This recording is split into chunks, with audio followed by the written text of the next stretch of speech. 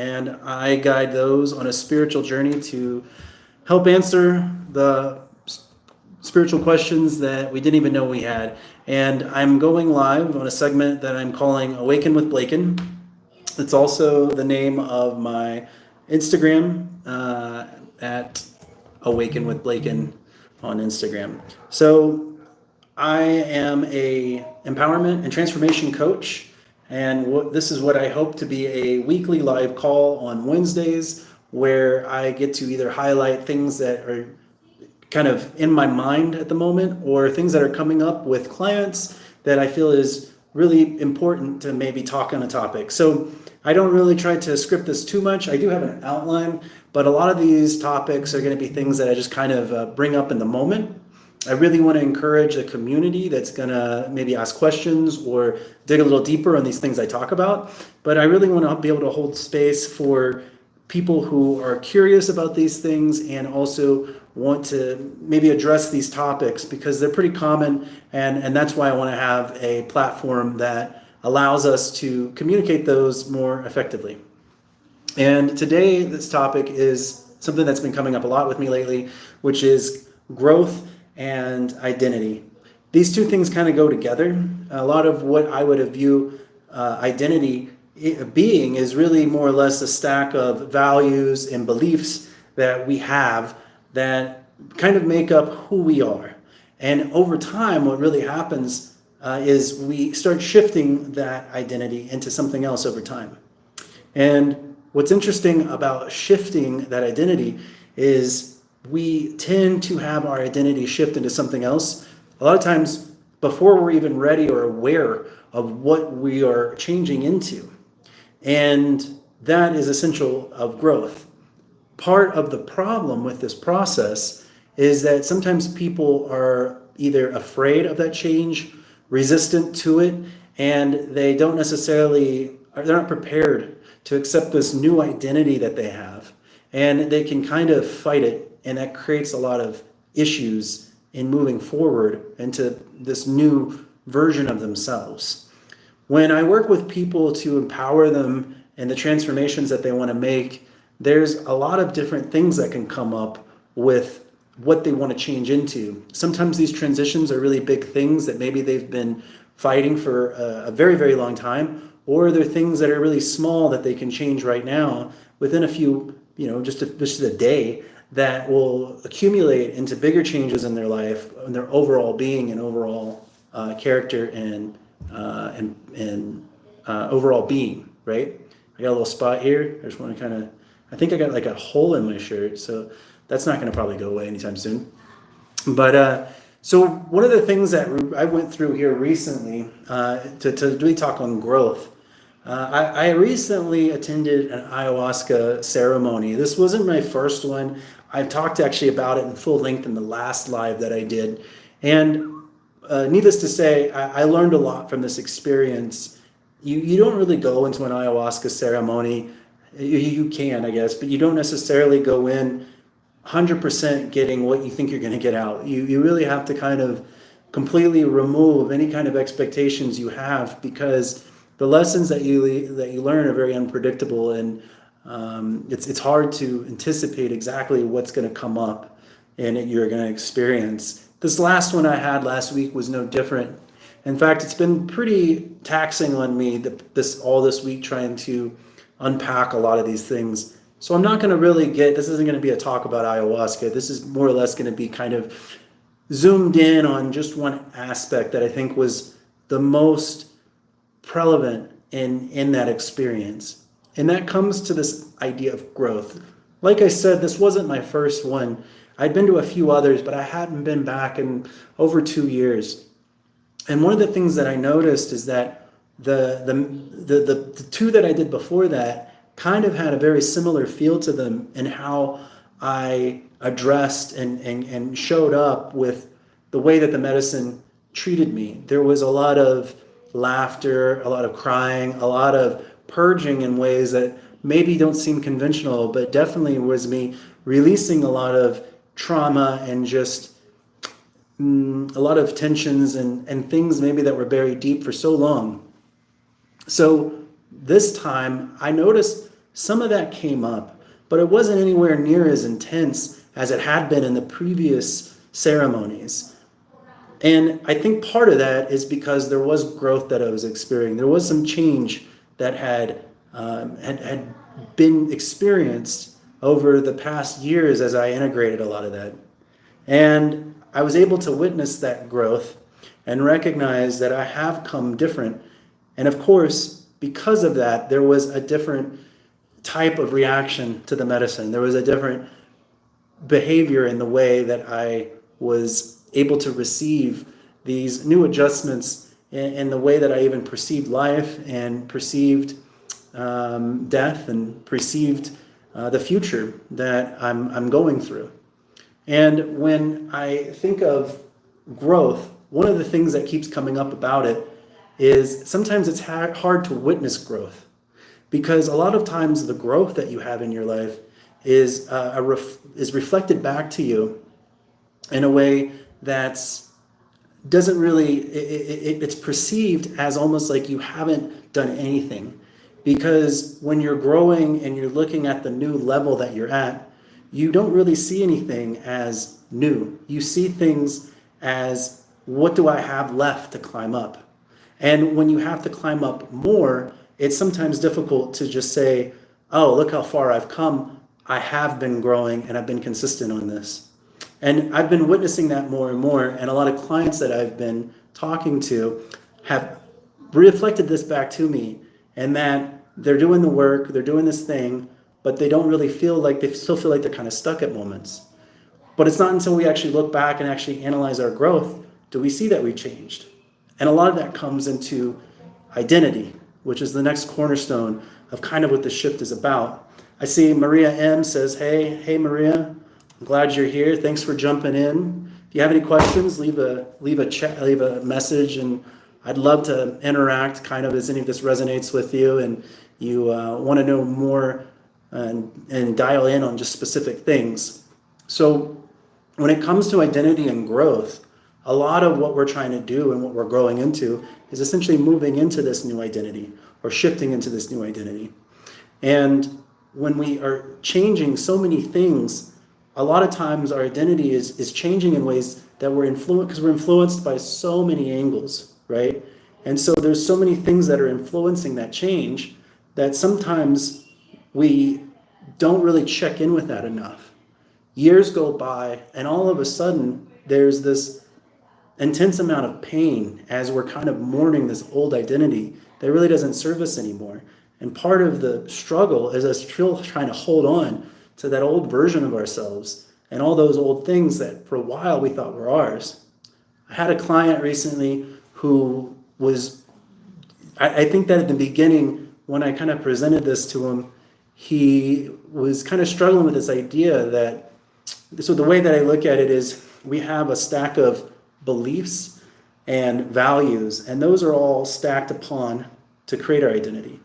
Mark Manson even talks about it in The Subtle Art of Not Giving a Fuck, that there's this core God value that is at the base of everything. And while most of our values can shift in priority, sometimes we have this massive God value shift that changes, whether it's like, I don't know, having a loss of a family member, or having a baby, or realizing you want to have you want to have a family, and you have all these huge changes in your life that need to shift. And when that happens, you have to change your identity completely and adjust for what's going on. Aida says, no hablo inglés.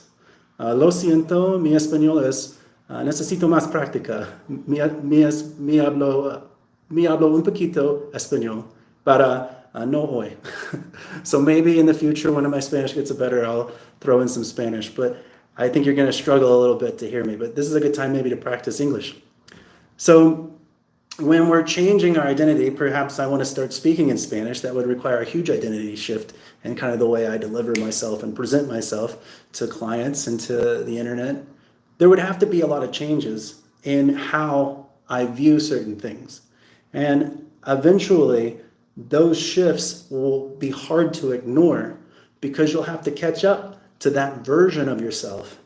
And I feel that a lot of people are always trying to, I think people say, they want maybe to have a better job. They want to have a better life. They want to have, these things that seem so far away from obtaining. And the reason why they're so hard is that we're usually trying to base a lot of that on where we're at now. Some people will say, well, I'm not smart enough to do this. I'm not strong enough to do this. I'm not whatever, right? It's a lot of the ego basing the identity that we're at currently and not really working from a place of where it'll actually be in the future. If you want to, be the strongest person in the world, but you haven't been in the gym at all, that may be a goal that's still obtainable, 2 years from now. And so that identity shift is something that's going to have to take a lot of time to get to over time. There's no realistic view that you're just going to be able to go in the gym and just lift the most weight in there, right? It's going to be a progressional thing. And so when it comes to these identity shifts, it's really important to recognize that this is not something that's necessarily going to, it's not going to happen overnight. It's something that is truly going to require as much of your patience and focus. And it doesn't, sometimes it's little things. Like I mentioned in the beginning, we may, have examples where you want to start a family or something like that. You're going to have to, at some point have a partner. You're going to have a kid. You're going to have places for the kid. You're going to have transport and all these other resources. But a lot of that is going to take multiple stages to get to. And there's little things along the way that are going to have to occur. And also yourself, you're going to have to also identify with these new things and these new values that you want. If you're somebody who likes to party every night and go out drinking and not really kind of care about these things, it's going to be really hard for that to happen. But I've had friends really close to me who, at least back a few years ago when I was out partying and doing a lot of those things a lot, they were out every night, closing it out to 6 a.m., going to the after party until the sun came up. And one of my friends actually became pregnant. She was never somebody who really thought of ever having a family. However, once she did become pregnant, it was very interesting how quickly she changed her complete life around. There was never an issue of, sacrificing this awesome life that she had that was free of all this stuff. It was pretty much as soon as she realized she was pregnant, she was ready to have that baby. She was ready to have that life. Her quintessential God value that was a wild party person went from that to all of a sudden aligning to being a mother. And with it came all the other responsibilities and all the other desires on top of that needed to shift. And so that scenario, it's very obvious that if you feel that way, you know that you need to do all these things. The big problem for a lot of people is that it's not obvious. It's an issue because I feel like the quarter life crisis or the midlife crisis, these are kind of a reflection of this identity shift. It's probably the most well-known kind of example, which is you've gone most of your life and you've been told you need to get the job, you need to get the car, you need to get all these things acquired. And once you have the money, you'll be happy. That's when happiness arrives, after you've gotten all of these boxes checked. The problem is that once you actually get all those things, and then you assess yourself, and then you see that you're not necessarily happy. And then you're like, but I did all the things. I did all these things I wanted to. And then it turns out, actually, you didn't want to do any of those things. You maybe did want to do those things at one point. But now that you're at this new identity, you're finding like, actually, I want to be a pilot. I want to fly private jets, or I want to skydive or whatever. And the only way that you're actually going to be able to embrace those things is one, by trying them and exploring it and being honest with you. Because if you're stuck in this idea of like, no, I got this job, I work these hours, I make this money, I'm really important, and I've worked so hard to climb this ladder, I can't get rid of all that. I can't just stop doing that.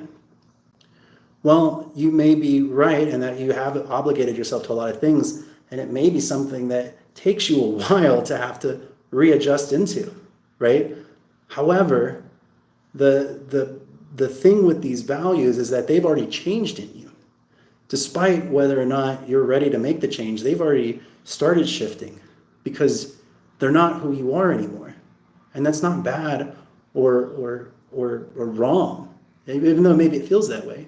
The thing is that the promises we've been told about happiness is that happiness is a place that you get to, and that once you're there, you're done. And happiness isn't. It's very fleeting.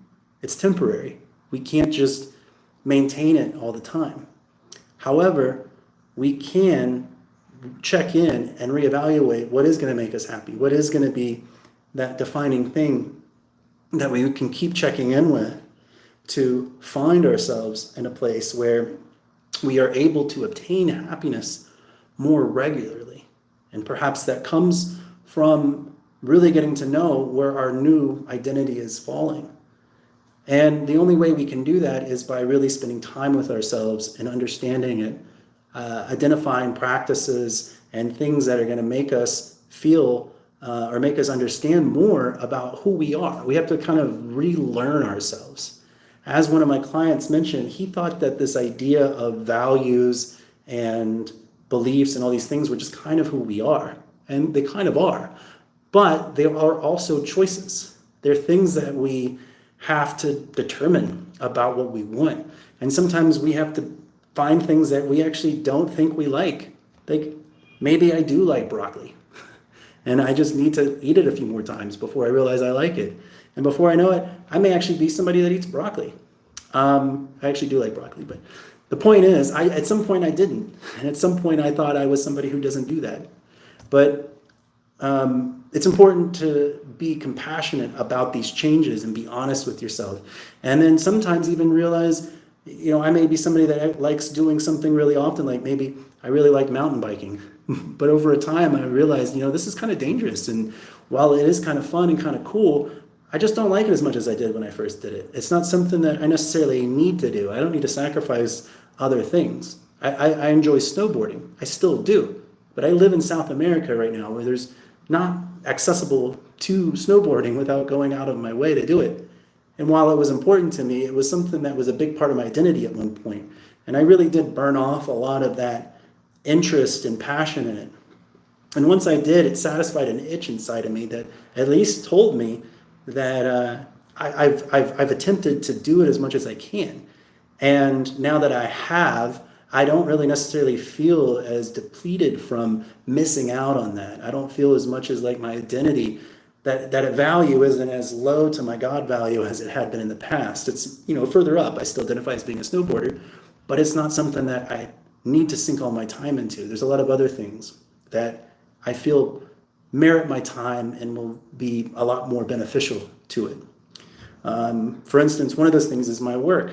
Right now, I've kind of completely changed my career around. I've done a lot of tech work for most of my past 15 years, and a lot of that brought me a lot of pride and a lot of happiness, and I was really awesome to kind of see going through that career. But at some point, I found that it didn't really serve me anymore. And what I really wanted to do above all else is serve others and help other people. And I struggled a lot to kind of see how that worked until I just discovered kind of the path of doing coaching. So now as an empowerment and transformation coach, it's been remarkable to be able to kind of help identify these things in people that they're wanting to do and that they've always wanted to do, but it's super confusing in terms of how they meet this version of themselves that they're kind of shedding and catch up with this version of themselves that they want to be. And as I go through it more and more, I find more and more people who are on the same path. And so I'm hoping that I can reach those people, and some of the people listening to me right now are those people. I'm here to help, and I'm here to be a part of this community where we are able to find this path and find this way of growing and enriching ourselves.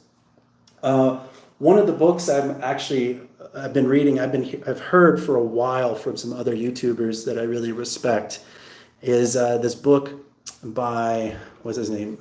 Leon, he's a Russian author. I'm gonna have to look it up in a second.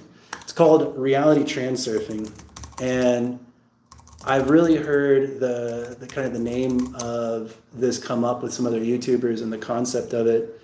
Vadim Zeland, which is a Russian author.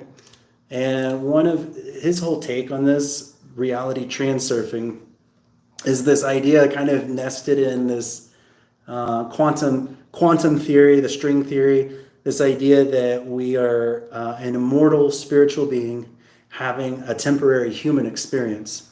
This and the whole quantum scale of things, everything that exists is all happening at the same moment, at the same time. And what we are doing as humans in this world and this reality is that we are threading through all of these infinite number of realities in different ways based on our vibrations, based on the way we show up, based on the way we interact with the world, our thoughts and our attitudes.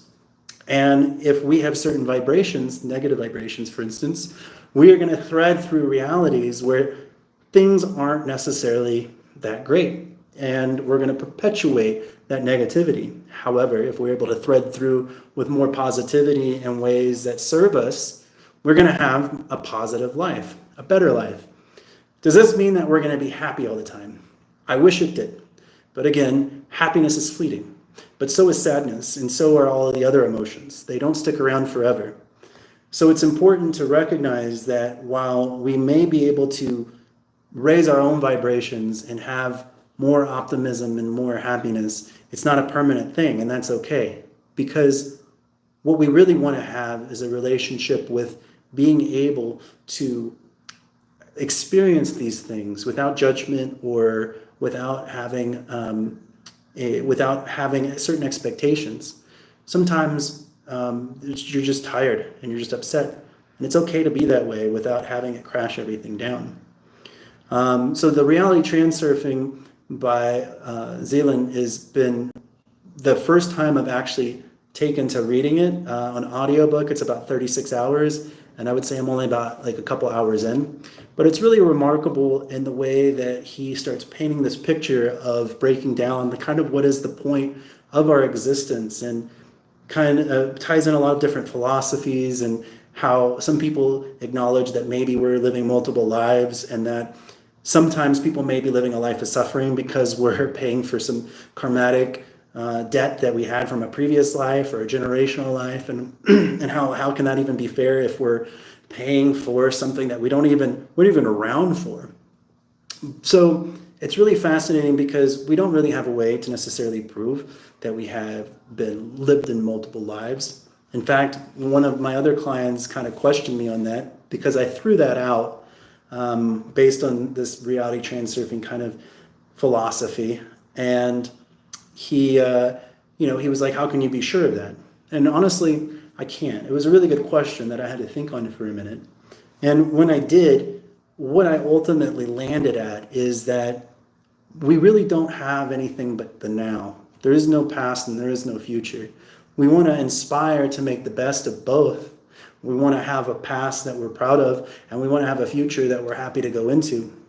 But the reality is that none of those matter as much as right now. The future, thinking about our future too much is essentially anxiety, and thinking about our past too much is depression. But thinking about right now is where we find peace. And those are the kind of things that I really hope to maintain, while also realizing that, or not realizing, but at least kind of holding this idea that we're constantly responsible for how we shift ourselves into this different version that we want. And when we're trying to get into a future version of ourselves that's going to have a lot of these things that we want, it's very important to pay attention to, one, what beliefs we want to have and what kind of values we want to have. More specifically, what values and beliefs does that person have?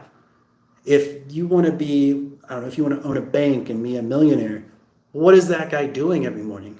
What's his routine? What does he think? What does he read? What kind of food does he eat? Especially if you're not even in banking, if you live in a tiny studio apartment, There's probably certain things and behaviors that you're doing on a daily basis that don't align with being some millionaire banker, right? So it's good to maybe assess in journal and really listen to what those are, what those expectations are. And over time, try to adjust. And sometimes you may even find that some of these values that you think you may need at that point, you may already have, or you may already be working with getting those values and shifting into that. And those kind of things can be important because what's going to happen over time is that growth that you see, that progression that you see as you shift into this new identity is going to need to be audited on a frequent basis. Because if you wake up 3 months from now, and when you kind of look at yourself and you look at kind of where you're at, and you're going to be like, oh, I haven't done shit. I haven't gotten there yet. Well, it depends on where that final destination is. And you may have gotten a lot further than you give yourself credit for. I know that's kind of one of the struggles I have right now, which is I want it to be done now. I want to be over. I want to have already gotten to the finish line.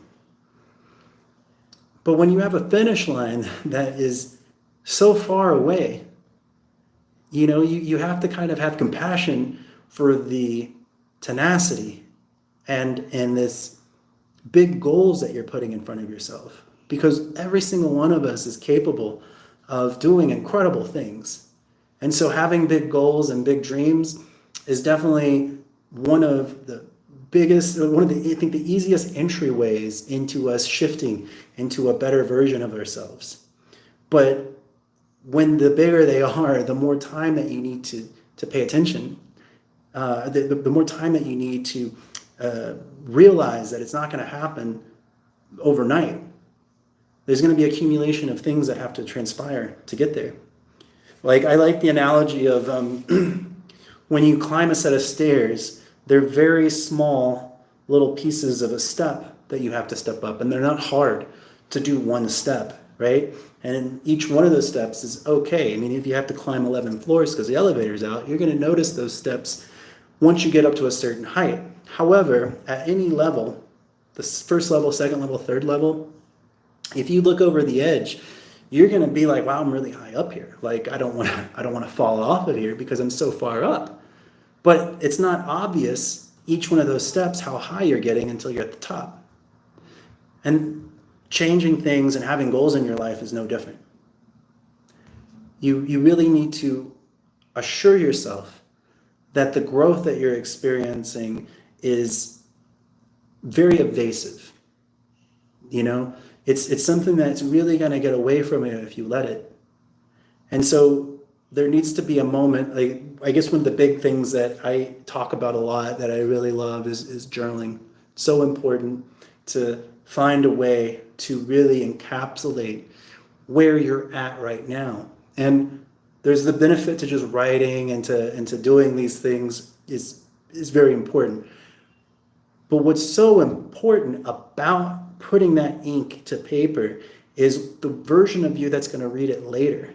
When months go by and the days go on and all of these different events kind of get buried, when you come back and read it, you're going to witness that growth. You're going to witness that you have made massive changes in the way that you show up, the way that you are. And that's the real power. That's the real way that our identities have around recognizing these shifts.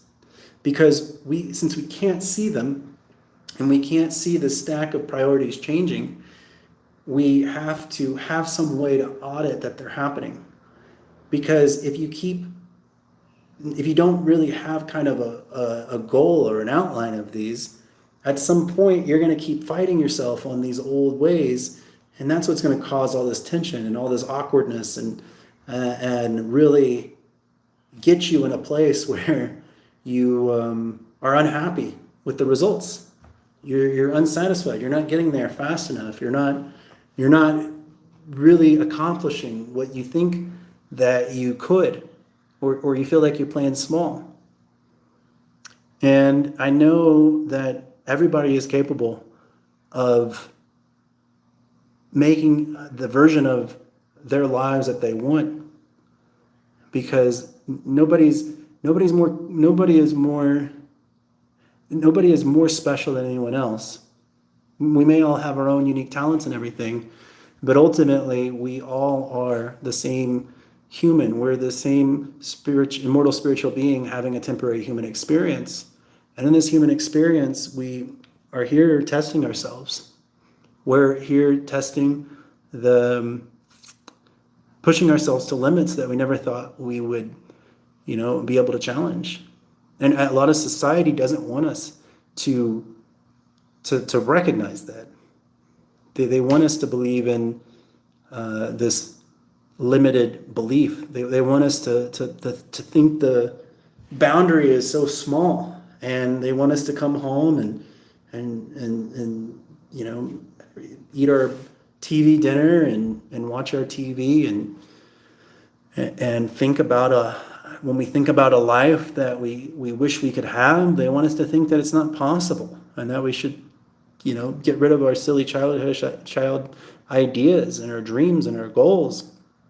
And those goals aren't bullshit. They're important. They're very obtainable. They're just not going to be obtainable tomorrow. And there's a lot of, especially with social media and everything, you see people blow up overnight because they're able to get a lot of attention. And the real things worth happening, the real happiness, doesn't come that way. People will buy a car because, and maybe they get their dream car. I've known people to get Lamborghinis that love it. They love having a Lamborghini, and they spend all this money because they want to have that status of a Lamborghini. And the problem, though, is that once they've had it for a while, and then once all their friends have Lamborghinis, it's like, well, I guess we all have Lamborghinis now. Like, there's nobody to show off your Lamborghini to, because everybody that in your social circle has one. And it's not that fun anymore. I know a lot of people that have sold them because it only satisfies so much. And then sometimes people will buy an even nicer car. They'll buy a Bentley or something to go along with it when they're not in their Lamborghini. You can only drive one car. You can only live in one house. If you have 15 rooms in your house, you can only be in one room at a time. There's a limit to how much you can fill a hole in your life. There's a limit to how much of the identity that you're ignoring, that either you have an identity that you want to be in, you haven't gotten into, or there's an identity that you're shifting into that you refuse to let go of the old one. And a lot of times it may not be just money. People may be just wealthy already, and they feel like they can buy themselves out of that hole. And they can't. The most wealthiest I've ever been was met with a lot of unhappiness. And it wasn't the unhappiness wasn't because I couldn't pay my bills. The happiness was because I couldn't figure out what the hell else I wanted to do with real purpose to make me feel really, really satisfied. Does that make sense? Let me know if this makes sense. If anybody resonates with this, put something in the chat. Let me know that this is something that you that you relate to. Ask some questions, or even statements that you think resonate with maybe the happiest that you've ever been, or something that you feel like you thought was going to make you happy, but actually didn't make you that happy. I'm at a place right now where I've stepped away from an industry that I worked really hard to get into, that I thought I would do my whole life. My whole life growing up, I was always told that I was really good at computers and technology, and that's what I needed to do. And so I did it. I did that work, and come to find out, I'm not that great at it.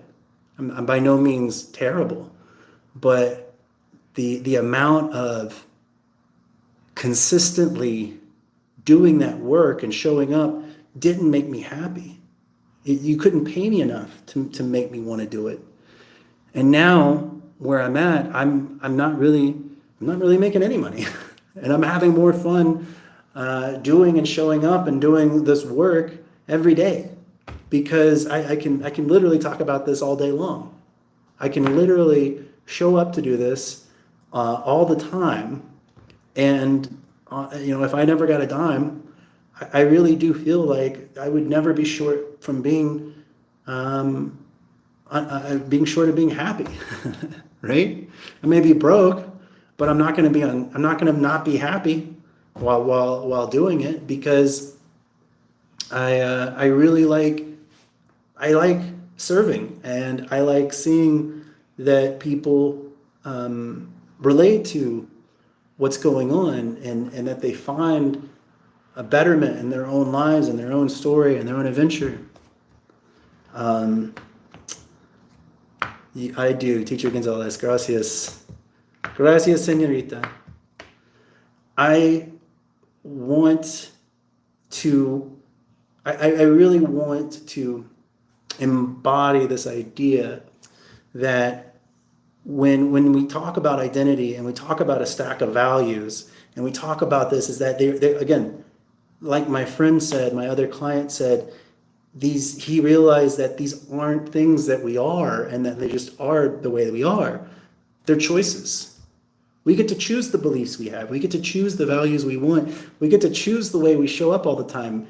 And even in Reality Transurfing, this book that I'm reading, it talks about how that's the secret of a lot of it. And again, this is early on, but he talks about the secret is having a choice, being able to choose your own reality.